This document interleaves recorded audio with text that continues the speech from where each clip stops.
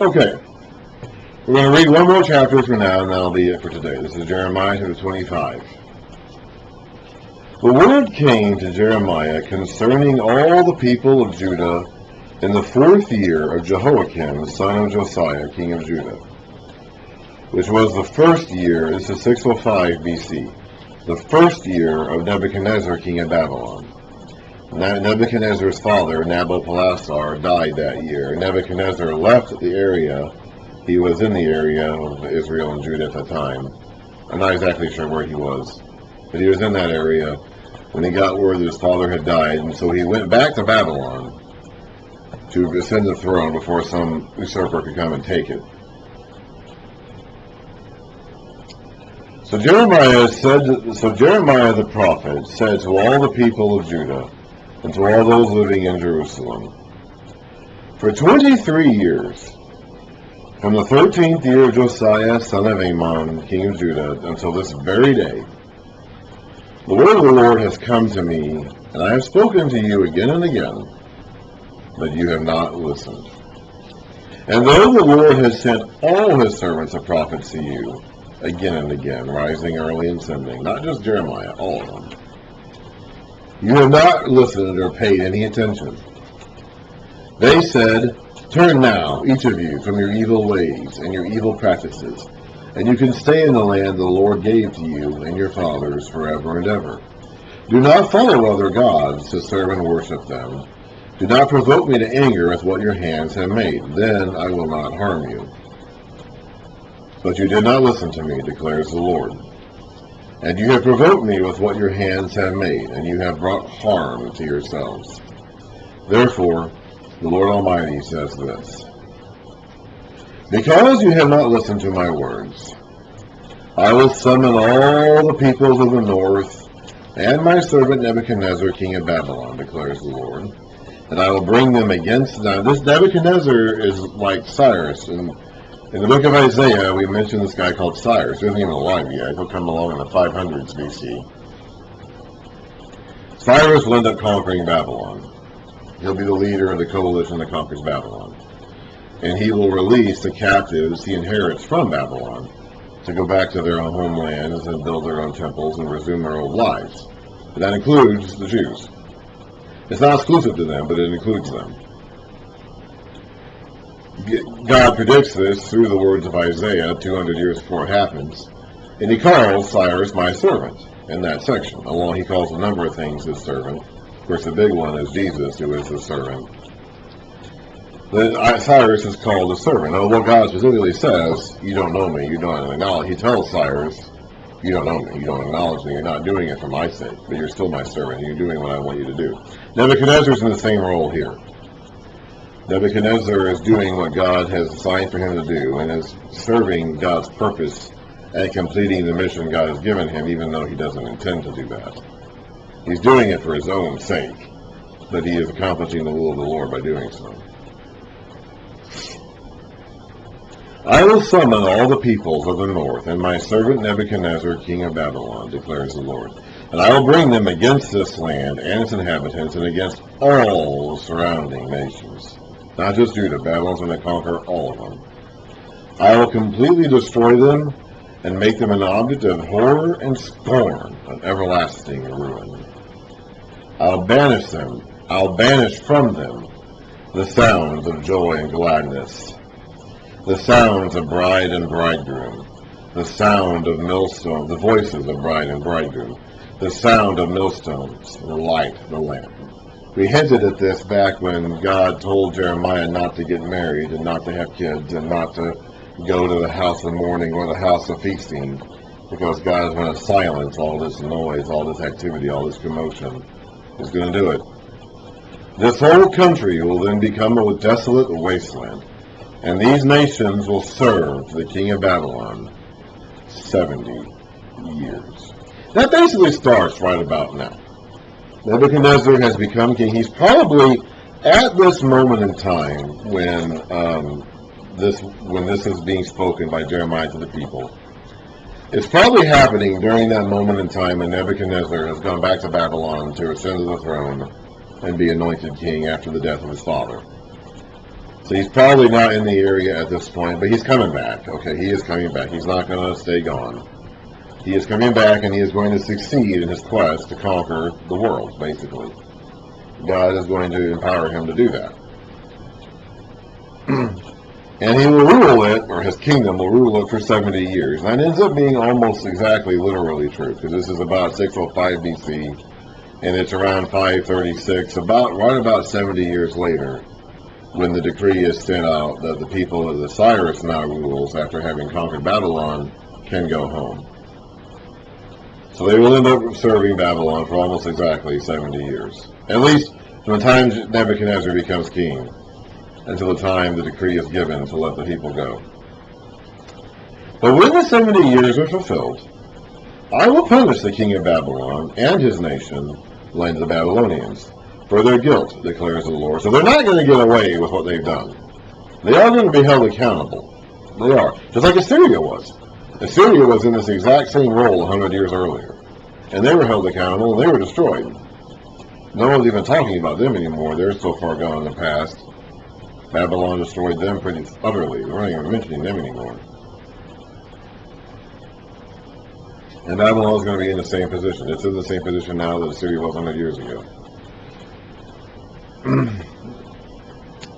I will punish the nation for their guilt, declares the Lord, and will make it desolate forever.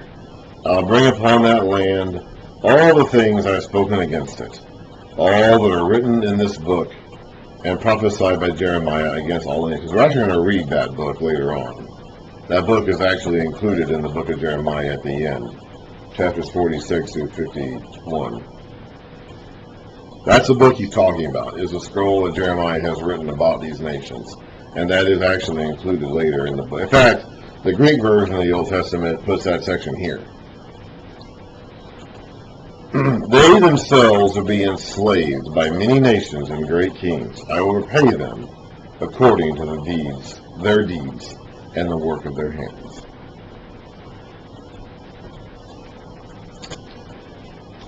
So, at this moment, we should probably stop and go to the end of the book of Jeremiah, chapter 46 and the rest of the book, and read the words that God has spoken to the other nations, and that Jeremiah has written in this book we just got done referring to.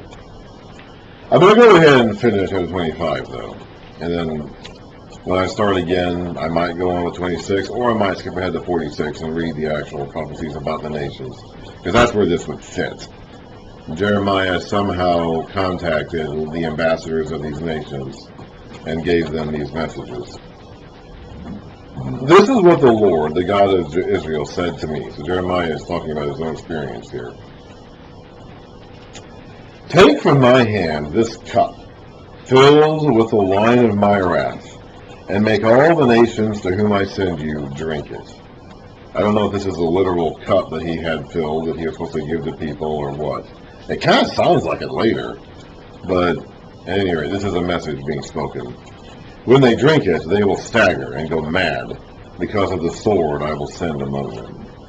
So I took the cup from the Lord's hand and made all the nations to whom he sent me drink it.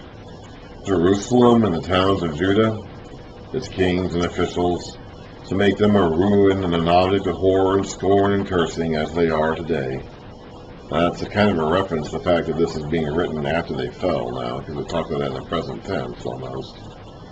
Pharaoh, king of Egypt, his attendants, his officials, and all his people, and all the foreign people there, all the kings of Uz, all the kings of the Philistines, those of Ashkelon, Gaza, Ekron, and the people left at Ashdod, so where there were 5 major Philistine cities, Ashkelon, Gaza, Ekron, Ashdod. There used to be Gath, but Gath has fallen, so it's gone now.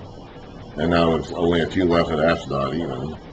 Edom, Moab, and Ammon, all the kings of Tyre and Sidon, the kings of the coast that's on Phoenicia, that's on the coast of Israel, north of Philistia, which is south of them.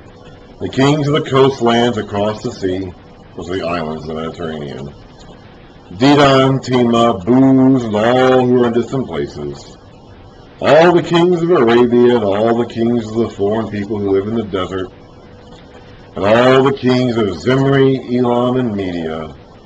And all the kings of the north. near and far, one after the other, all the kingdoms on the face of the earth. And after all of them, the king of Shishak will drink it too. That's Babylon.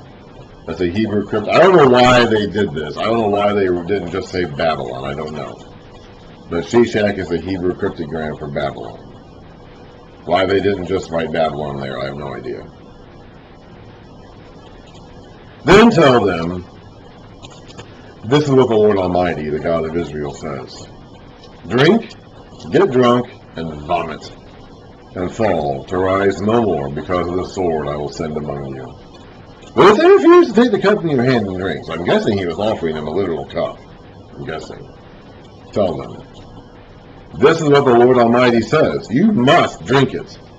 See, I am beginning to bring disaster on the city that bears my name. And will you go unpunished? They don't bear his name. They're not his people. They don't belong to his city. If he's going to bring disaster on the city that bears his name, are they going to go unpunished? No, not by any means. You will not go unpunished. For I am calling down a sword upon all who live on the earth, declares the Lord Almighty. Now prophesy all these words against them, and say to them, the Lord will roar from on high. I go back to the lion imagery of the Lord. We read about that in Joel and in Amos. Remember those? Remember that?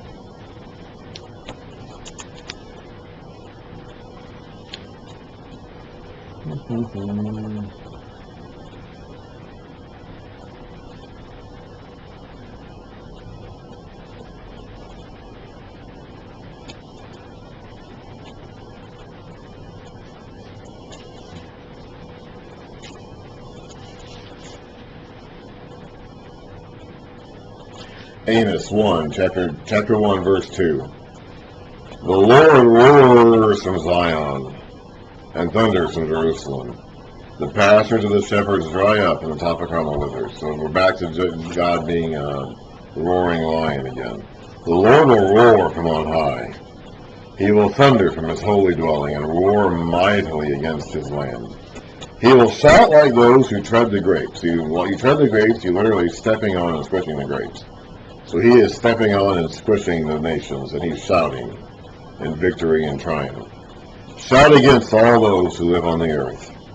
The tumult will resound to the ends of the earth, for the Lord will bring charges against the nations. He will bring judgment on all mankind, and put the wicked to the sword, declares the Lord. This is what the Lord Almighty says. Look, disaster is spreading from nation to nation. A mighty storm is rising from the ends of the earth. At that time, those slain by the Lord will be everywhere, from one end of the earth to the other. They will not be mourned or gathered up or buried, but will be like refuse lying on the ground. We've read a lot of this refuse imagery in Jeremiah. Discarded and shriveled up and thrown away. Weep and wail, you drunkards, you shepherds. These are the leaders again. Roll in the dust, you leaders of the flock, for your time to be slaughtered has come. You will fall and be shattered like fine pottery. Like Jeremiah himself did in his demonstration of the people back in chapter 19. The shepherds will have nowhere to flee. The leaders of the flock no place to escape. Hear the cry of the shepherds, the wailing of the leaders of the flock. For the Lord is destroying their pasture. The peaceful meadows will be laid waste because of the fierce anger of the Lord. When these invading armies come, they clean out the areas that they've been in. Like a lion, he will leave his lair, and their land will become desolate because of the sword of the oppressor and because of the Lord's fierce anger. So he's not going to just punish Jerusalem. That is the major point of Jeremiah's book, but he's not going to let the other nations go unpunished, not by any means. I think next time I'll probably go ahead and skip to the end of the book, in chapters 46 to 51, where we actually have the book that Jeremiah wrote about the other nations, which we referenced at the end of chapter 25 there. The Greek version of the Old Testament actually puts that section in the middle of chapter 25. It's just another one of those examples of how these books are not written in chronological order, but are grouped by theme and subject matter. So it really doesn't make a difference if we put that section here or if we wait until the end. So we'll see.